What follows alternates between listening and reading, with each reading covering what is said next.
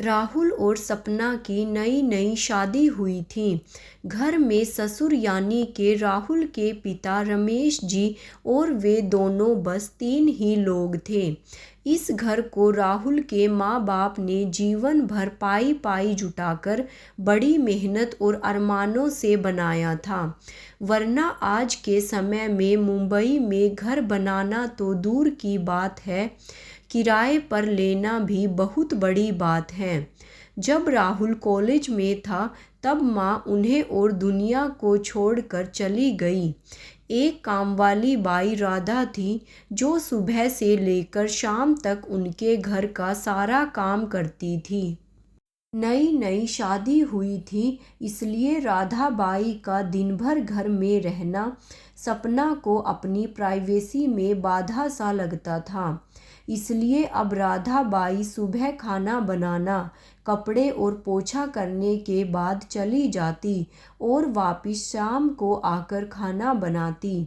Radha by की दोपहर की गैर हाजिरी से कई छोटे मोटे काम दिखाई देने लगे, जिनमें से ज़्यादातर काम बिना कहे रमेश जी ये सोचकर कर लिया करते कि बहू को मदद हो जाएगी। लेकिन बहू सोचती कि ससुर को औरतों के काम में दखल देने की आदत है। एक दिन मौका देखकर सपना ने राहुल से कहा, क्यों ना हम बाबूजी को एक वृद्धाश्रम में भेज दें। सिर्फ एक बार पैसा भरना पड़ेगा और उन्हें भी अपने उम्र के लोगों का साथ मिल जाएगा। हमें भी अपनी प्राइवेसी के बारे में ज़्यादा सोचना नहीं पड़ेगा। राहुल ने सपना की बातों पर ज़्यादा ध्यान नहीं दिया।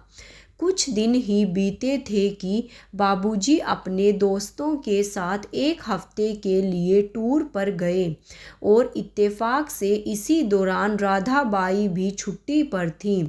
फिर क्या, सपना को जैसा चाहिए था वैसा समय मिलने लगा। अब राहुल बाहर खाना खा लेता और सपना का काम ऑमलेट, ब्रेड या मैगी से चल जाता। खाना बनाने की टेंशन नहीं थी, लेकिन घर में निकलने वाले सारे काम तो अभी भी करने ही थे। ससुर जी की गैर हाजिरी में सपना को एहसास हुआ कि वह बिना कहे ही जो काम कर लिया करते थे उनसे कितना फ़र्क पड़ता था। छोटे मोटे लगने वाले यह काम भी काफ़ी समय और एनर्जी लेने वाले थे। कुछ दिन बीतने के बाद एक दिन राहुल सपना को कहता है, चलो आज कहीं बाहर घूम कर आते हैं। सपना बड़ी खुशी खुशी सज धज कर बाहर घूमने के लिए तैयार हो जाती है। राहुल सपना को अपने घर से 4 किलोमीटर दूर एक चौल में लेकर आता है। एक आदमी राहुल के हाथों में एक चाबी देता है। राहुल उस चाबी को लेकर चौल के एक कमरे का दरवाज़ा खोलता है।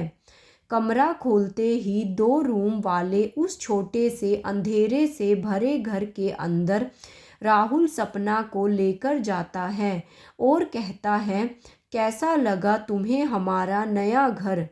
राहुल बोला, हम अगले महीने से इसी मकान को किराए पर लेकर अलग रहेंगे और अपनी प्राइवेसी का मज़ा लेंगे। अभी मेरी आमदनी के हिसाब से हम इसी को अफोर्ड कर सकते हैं। राहुल का यह व्यवहार सपना की समझ में नहीं आया। वह चौंकते हुए बोली, हमारे पास अपना इतना बड़ा घर तो है, फिर क्यों हम किराए पर रहेंगे। राहुल ने उसे टोकते हुए कहा, सोच समझकर बोला करो, वह घर हमारा नहीं है, वह माँ बाबूजी का है। तुम्हारे पास 1 महीना है सोचने के लिए कि तुम्हें आगे क्या करना है। दोनों वहाँ से वापस अपने घर लौट आते हैं। पूरे रास्ते सपना के दिमाग में तरह तरह के विचार चल रहे थे।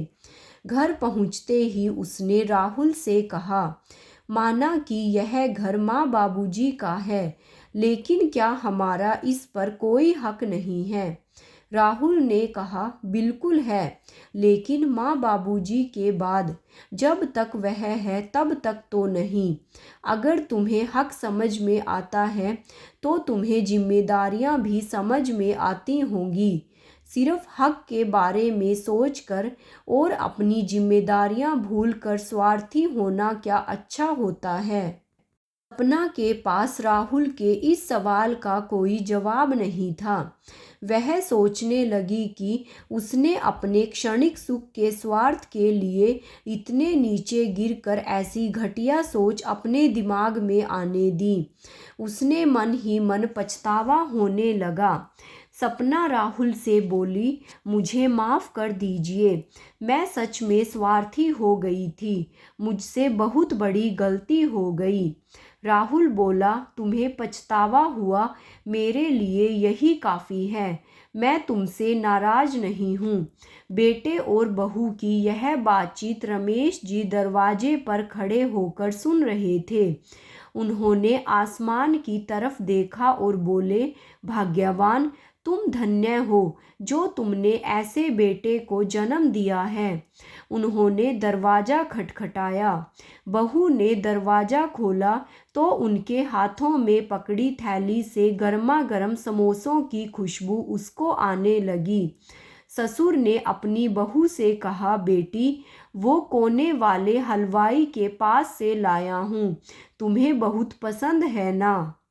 सपना को अपने ससुर के प्रति विचार और ससुर के उसके प्रति प्यार, उन दोनों का फर्क समझ में आते ही उसकी आंखों में पश्चाताप के आंसू के साथ साथ अपने परिवार के प्यार के कारण मुस्कान आ गई।